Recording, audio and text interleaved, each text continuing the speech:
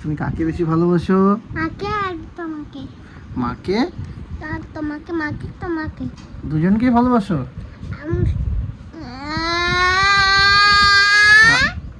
আর শোনো না, স্কেটিং দিব। তোমাকে কে বেশি আদর করে? হ্যাঁ, আর আমি? হ্যাঁ আমি। ওকে আমরা কেউ শেখাই দেয়নি বন্ধুরা। ও যদি বলো যে কে বেশি আদর করে, বলবে মাও করে তুমিও করো। হ্যাঁ, এই দুষ্টুমি করছে এখন বলে আমি না।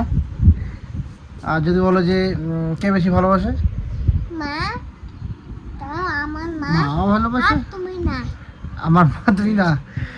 কি দুষ্টু রে, কি দুষ্টু বাচ্চা রে, গজলা বাচ্চা এটা, গজলা। আবার মুখে হাত, মুখে হাত। এর বাজে অভ্যাস হয়ে গেছে, মুখে হাত। ওর এখনই যা ডিমান্ড বন্ধুরা, ওর ডিমান্ড হচ্ছে ওকে বাইক লাগবে, সাইকেল লাগবে, লাগবে তো না, নামবে সাইকেল লাগবে, বাইক লাগবে, হালবোয়া গাড়ি নামবে, স্কেটিং নামবে। ওর এতগুলো ডিমান্ড কি আমি পূরণ করতে পারি বলো? হ্যাঁ। ও আর একটা আছে টেন্ট হাউস। কি কি দেখে মাঝে মাঝে মোবাইলে। ওর এখন বলে লাগবে হচ্ছে টেন্ট হাউস। কি জ্বালা। ছেলে মানুষের যে এত আবদার, এত দাবি দেওয়া পূরণ করা তো আমার পক্ষে সম্ভব হচ্ছে না বন্ধুরা। তো বন্ধুরা, মিতু বলছিল যে মানে ইউটিউবের পেমেন্ট হওয়ার সাথে সাথেই কিন্তু ওর কিছু কিছু আবদার, ছোটোখাটো আবদার থাকে যে এই মাসে এটা আমাকে দিবা, বা এটা করে দিবা, বা এটা কিনে আনবা। তো এমন কোনো হাইফাই বা বড় ধরনের কোনো আশা আকাঙ্ক্ষা থাকে না। থাকে হচ্ছে যেমন ধরে নাও সিঙ্গারা, বড়া, এই ধরে নাও চানাচুর, এই ছোটোখাটো আবদারগুলো থাকে, যেগুলো হচ্ছে আমি পূরণ করি, এমনটা না যে করি না। দেখো দুইজন দুই দিকে কী রকম করছে, বড় আর হচ্ছে ছোট। বাবা চলে আসছে, এই যে টগরু মুস্তান চলে আসছে। আমি তোমাকে কি বলছি জানো? বলছি ইউটিউবে টাকা ঢুকছে, যদি ঢুকে আমার জন্য সিঙ্গারা আনো।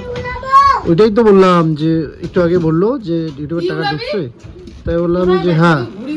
তারপরে বললো যে ঠিক আছে তাহলে আমার জন্য সিঙ্গারা নিয়ে এসো, এইটাই বললো। দেখো দুইজন দুই দিকে কি করছে, তোমরা বলো বন্ধুরা কি করছে।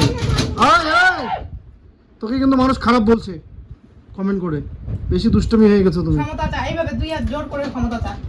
এটা ভেঙে গেছে, এটা অলরেডি হাতে লাগবে, কাটা যাবে। এই যে মাথা কেটে গেছে না, দেখা যায় কোথায় কাটা গেছে, এদিকে দেখাও তো সবাইকে। কালকে কোথায় হয়েছে দেখাও। কালকে গাড়ি দিয়েছে, তোমার অ্যাক্সিডেন্ট হলো। ওই আর একটা পণ্ডিত কোথায় যাচ্ছে একা একাই। অ্যাক্সিডেন্ট কোথায় হয়েছে তোমার? কালকে গাড়ি দিয়ে বাবার বাইকে কিভাবে অ্যাক্সিডেন্ট হয়েছে দেখো। আরে পাউডারটা দিতে দাও।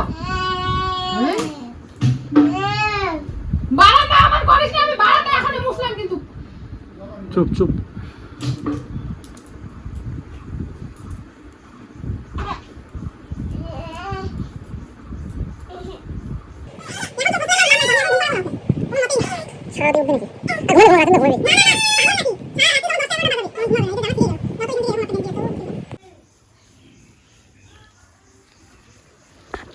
আপনি কি করছেন? হ্যাঁ, গাছ। কি গাছ? আরে মিষ্টি গাছ। মিস্ত্রি গাছ? আপনাকে মিস্ত্রি গাছ করতে হবে না। মিষ্টি গাছ করলে কিন্তু মানুষ বকা দিবে। হ্যাঁ, করতে হবে না। আরে করতে হবে, মানুষ বকা দিবে তোরে। মানুষ তোমাকে বকা দিবে, তুমি জল দিয়ে খেলছো না, মানুষ বকা দিবে। আরে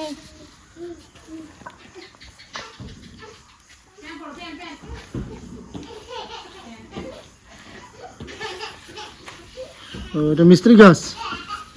ইস কি কাজ করছে বন্ধুরা, মুছে দিচ্ছে ঘর বাড়ি। পড়ে যাবি কিন্তু, নিজেই পড়ে যাবা। আবার বলে পড়বো না। কি কি কি কি কাকে ভোট দিছেন আপনি বলেন, বলেন।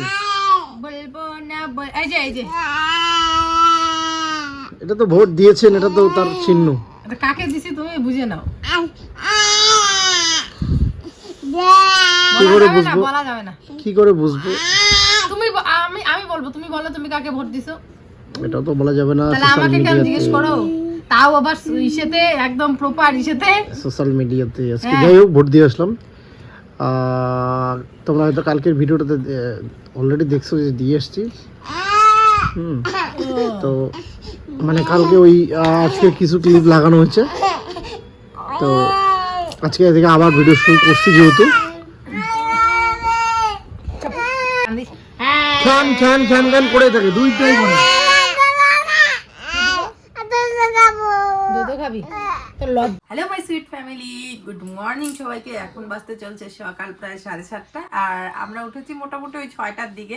কিন্তু 6টার দিকে উঠেও বিছানার মধ্যেই ছিলাম। এই 6:30টার দিকে ঘুম থেকে উঠে, যেহেতু কি বলতো সকাল মানে রাতের দিকে আমি বেশিরভাগ কাজগুলো করে রাখি, যেরকম বাসন মেজে রাখি, তারপর জামা কাপড় ভিজিয়ে রাখি, আর ঘুম থেকে উঠে শুধু ঘরটা ঝেড়ে তারপরে হচ্ছে খাবার বানাতে হয়। তো সেই জন্য একটুখানি লেট করে উঠি। রাতে শুতে শুতে তো অনেকটা লেট হয়, তার মধ্যে আবার রাতে যে কতবার উঠতে হয় তার কোনো মানে হিসাব নেই। তো যার জন্য সকালের দিকটাতে ভোরের দিকটাতে একটুখানি ঘুম লাগে, তো সেই জন্য আর উঠতে ইচ্ছা করে না।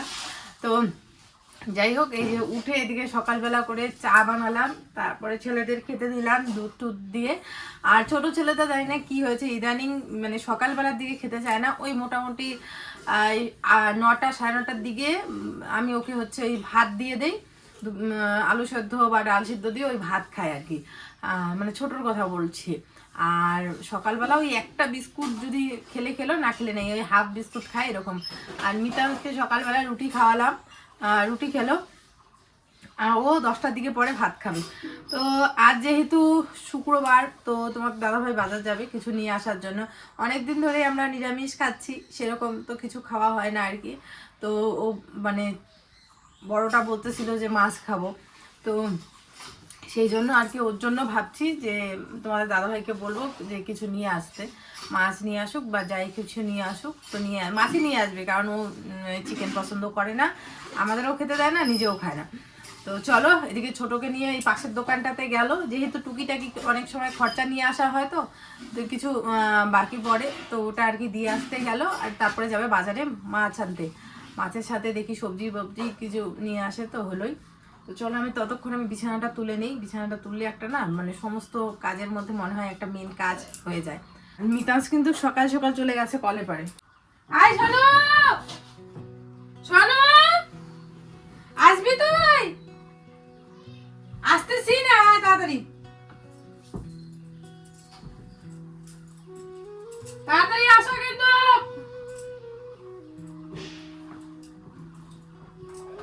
আর এদিকে বন্ধুরা আমি ভাত বসিয়ে দিয়েছি, ভাতটাও হয়ে যাবে তাড়াতাড়ি করে।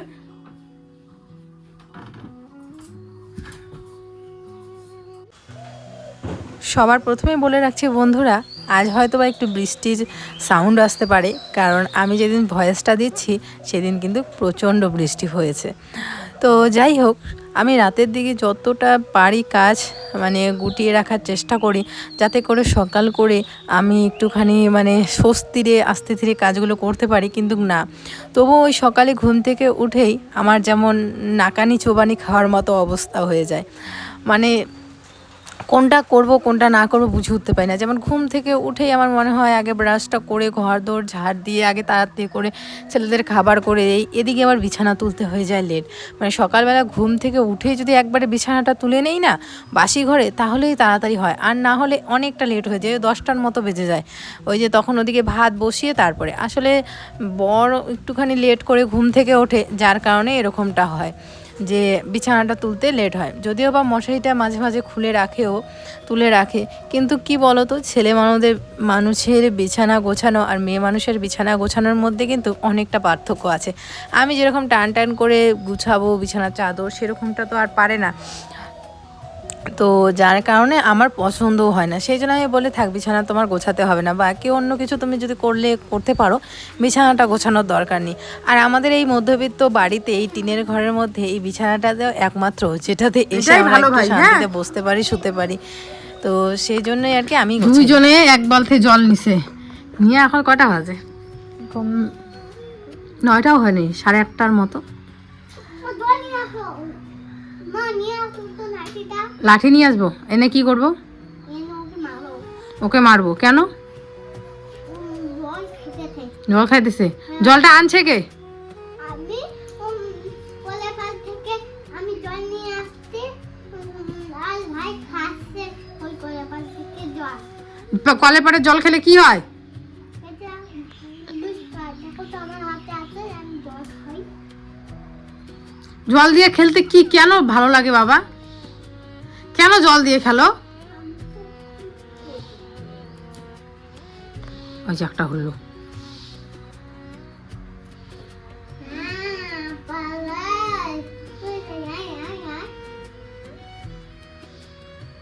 আমি এখন আজকে ঠান্ডাভাবে তোমাদের সাথে কিছু কথা শেয়ার করব। আগে কন্ট্রোল করতে পারতাম নিজেকে, নিজের রাগ কন্ট্রোল করার ক্ষমতা ছিল, এখন আর কন্ট্রোল করার মতো ক্ষমতা আর নেই। এখন তোমরা অনেকেই আবার বলবে কি যে দুটা বাচ্চাকে তোমার একাই, অনেকেই বলে, অনেকে কথাও শোনায়।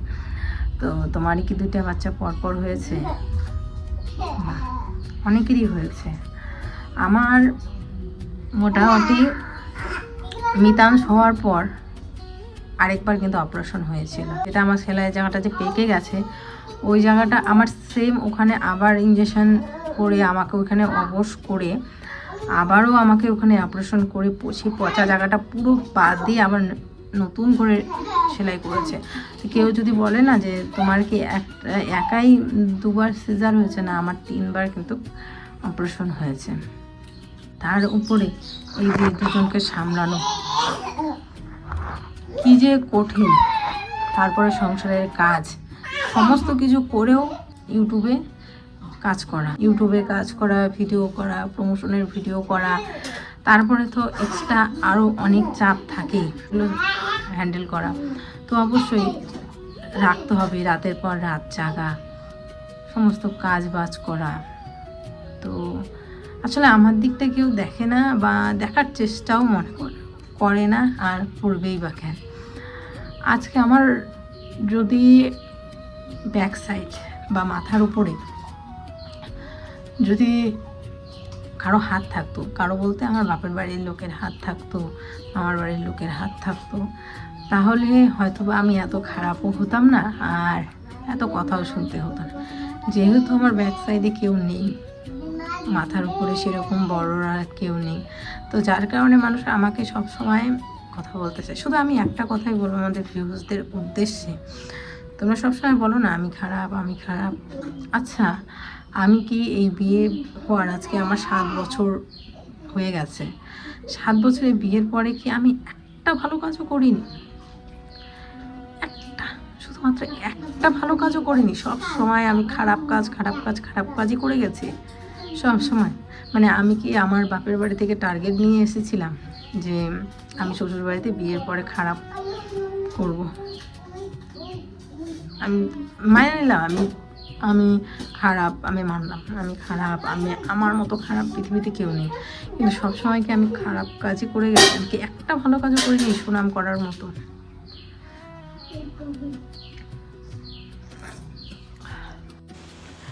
আজ কোনো সাধারণ ব্লগ নিয়ে আপনাদের সামনে আসেনি, এসেছি আজ নিজের জমানো কিছু কথা বলতে। প্রত্যেকটা মেয়েরই স্বপ্ন থাকে বিয়ের পর একটা সুন্দর সাজানো সংসার হবে, যেখানে সবাইকে আপন করে নেবে। আমিও সেই স্বপ্ন নিয়েই বাড়িতে এসেছিলাম। আজ কয়েক বছর পার হয়ে গেছে, অনেক চড়াই উতরাই দেখেছি। বিয়ের প্রথম দিন থেকে আমি চেয়েছিলাম সবাইকে নিজের করে নিতে, শাশুড়িকে মা, শ্বশুরকে বাবা, আর বাকিদের ভাই বোনের মতো আগলে রাখতে। চেয়েছিলাম নিজের ইচ্ছা অনিচ্ছা বিসর্জন দিয়ে শুধু সবার মুখের হাসি ফোটানোর জন্য। কিন্তু মাঝে মধ্যে মনে হয় কিছু কিছু মানুষের মন পাওয়া পৃথিবীর সবচেয়ে কঠিন কাজ। আমি জানি না আমার কোথায় ভুল ছিল, হয়তো আমি সবার প্রত্যাশা পূরণ করতে পারিনি, কিংবা হয়তো আমার কপালটাই এমন। অনেক সময় একরাশ অবহেলার মাঝেও আমি চুপ থেকেছি, ভেবেছিলাম একদিন সব ঠিক হয়ে যাবে। আপন মানুষের দেওয়া আঘাত যখন সইতে সইতে দেয়ালে পিঠ ঠেকে যায়, তখন নিজেকে খুব একা লাগে। আমি আজ আপনাদের কাছে সহানুভূতির ভিক্ষা চাইতে আসিনি, শুধু বলতে এসেছি একজন গৃহবধূ শুধু রান্না বান্না ঘর পরিষ্কার করার যন্ত্র নয়, তারও একটা মন আছে, তারও কষ্ট লাগে। মানুষের সমালোচনা করা খুব সহজ, কিন্তু কারো ভিতরে কি চলছে সেটা বোঝা বড় কঠিন। আমি আজ ইউটিউবের মাধ্যমে আপনাদের সামনে নিজেকে মেলে ধরছি, কারণ আমার আর কোনো যাওয়ার জায়গা নেই। আপনারা আমার পরিবার। আমি শুধু এতটুকু চাই, একবার আমার জায়গায় নিজেকে বসিয়ে চিন্তা করো তো বন্ধুরা। মানুষ জীবনে খারাপ সময় আসতেই পারে, তবে সেই সময় যদি নিজের আপনজনরা একটু পাশে দাঁড়ায় তবে জীবনটা অন্যরকম হয়। আপনাদের একটু ভালোবাসা আর সমর্থনই হতে পারে আমার আগামী দিনের পথ চলার শক্তি। একজন নারী যখন নিজের শ্বশুরবাড়ি অবহেলিত হয় এবং একই সাথে নিজের জন্মদাতা বাবার বাড়ি এবং বড় হয়ে ওঠা মামার বাড়ি থেকেও প্রত্যাখ্যান হয়, তখন তার পায়ের নিচের মাটি পাওয়া কঠিন হয়ে পড়ে। একজন ব্রাহ্মণ পরিবারের মেয়ে হয়ে অন্য কোথাও বিয়ে করার কারণে যদি পরিবার তাকে ত্যাগ করে তবে সেই কষ্টটা আরও কত গভীর হতে পারে বন্ধুরা। আপনারা অনেকেই আমার ভার বা গোমরা মুখে অথবা অনেক সময় হাসি মুখের কাজ করতে দেখেন, কিন্তু এই হাসির আড়ালে যে কতটা রক্তক্ষরণ হচ্ছে তা আমার মতো অভাগা কপাল যার আছে সেই বুঝতে পারবে। আমি এমন এক দুর্ভাগা মেয়ে যার জন্য আজ পৃথিবীর সব দরজা বন্ধ। না আছে আমার বাবার বাড়ির আশ্রয়, না আছে আমার মামার বাড়ির ছায়া, অথচ এই মামা বাড়িতেই আমি ছোট থেকে বড় হয়েছি, যেখানে আমার সব স্মৃতি। আমার অপরাধ কী ছিল জানেন? আমি হয়তো আমার মনের কথা শুনেছিলাম। আমি এক ব্রাহ্মণ পরিবারের মেয়ে হয়ে যখন ঘর বেঁধেছিলাম ভেবেছিলাম সমাজ বড় না, কি মানুষের ভালোবাসা বড়। কিন্তু আজ বাস্তবতা খুব নিম্ন। আমার নিজের রক্ত, আমার মা বাবা, আমার মামারা যাদের কোলে পিঠে আমি মানুষ হয়েছি, তারা শুধু আমার জাত আর অভিজাত্যের দোষে দিয়েই আমাকে সারা জীবনের জন্য পর করে দিয়েছে। তারা মেনে নিতে পারেনি তাদের মেয়ে অন্য ঘরে গিয়ে জাত হারিয়েছে। একদিকে আমার বাবার বাড়ির দরজা বন্ধ, যদিও কিছুদিনের জন্য আমাকে মেনে নিয়েছিল, অন্যদিকে এই শ্বশুরবাড়ি যাদের নিজের করে পাওয়ার জন্য আমি দিন রাত এক করে দিয়েছি। আমি ভেবেছিলাম বাপের বাড়ি না থাকলেও এখানে হয়তো একটা ঠিকানা পাবো, কিন্তু এখানেও আমি ভিনদেশি পাখি। কাছের কিছু মানুষের কারণে এখানেও আমি আজ প্রতারিত। আমি আজ মাঝ সমুদ্রে একা দাঁড়িয়ে আছি, না পারছি ফিরে যেতে, না পারছি তরি দেখতে।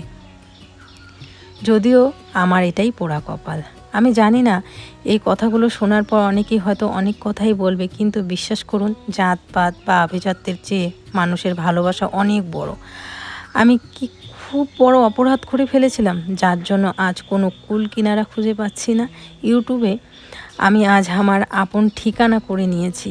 আপনাদের মাঝেই আমি আমার বাবা মা ভাই বোন খুঁজে পেতে চাই। ভালোবাসা দেন, তবেই হয়তো বেঁচে থাকার শক্তি পাবো। এইদিকে দেখো মাসের বাজার নিয়ে আসলো, আর বলেছিলাম একটা কালো সুতো আনতে, কারণ বড় ছেলের কালো সুতোটা যে কোমরে বাঁধি, ডুরি যেটাকে বলি আমরা, সেটা ছিঁড়ে গেছে, তো সেটা নিয়ে আসছে। তার সাথে সাথে এই যে কিছু ম্যাগি, চিপস বলতে ওই যে আলুর চিপসগুলো ভালো লাগে ডাল দিয়ে খেতে, তারপর সার্ফ 2 প্যাকেট, যা যা আর কি লাগে। তারপরে আচার নিয়ে এসেছে, তো আচারটা বেশ ভালো হয়েছে এনেছে। জানো বাবা না আচার দিয়ে এক থালা ভাত খেয়ে নিতে পারে, মানে আচার এত পছন্দ করে। তো তারপরে যে নুন নিয়ে আসছে, তারপরে কলগেট, যা যা আর কি লাগে, ডাল, এই সমস্ত কিছু। তার মধ্যে অনেক সময় আর কি যখন শেষ হয়ে যায় কিছু, তখন পাশের দোকান থেকে নিয়ে আসা হয় আর কি। তো এই হচ্ছে আমাদের খরচা। আর তারপরে হচ্ছে চালের বস্তায় যে শ্যাম্পু নিয়ে এসছে, এই 1 টাকার প্যাকেট 2 টাকার প্যাকেট ঘুরে নিয়ে আসলে না মানে ইসে হয়, তো বলে কি এবার তোমাকে হচ্ছে একটা বোতল নিয়ে আসবো, এটা দিয়ে আর কি দিতে পারবা। শ্যাম্পু তো আমি ইউজ করি, মানে তোমাদের দাদাভাই শ্যাম্পু ইউজই করে না কেন জানি না, ও সাবান দিয়ে, যদি হোগলা সাবান থাকে সেটা দিয়ে আর কি ধুয়ে দেয়। যে কাপড় ধোয়ার জন্য হোগলা সাবান, তারপর ছেলেদের পাউডার ক্রিম আছে, তো পাউডার হলুদ এই সমস্ত কিছু নিয়ে আসছে। আজকের ব্লগটা কেমন লাগলো অবশ্যই কমেন্ট করে জানিও। ভালো লাগলে অবশ্যই আমাদের পাশে থেকো, চ্যানেলটা সাবস্ক্রাইব করো আর কমেন্টের মাধ্যমে তোমাদের মতামত জানিও। আর তার সাথে কিছু কাঁচামাল বাজার নিয়ে আসছে, যেরকম একটা চাল কুমড়ো, ঝিঙে, তারপরে হচ্ছে কুয়াশ আর হচ্ছে মাংস। তো এখন মাংসের দাম যা বেড়ে গেছে শুনে তো মাথায় হাত আমার। তো চলো আজকের জন্য টাটা।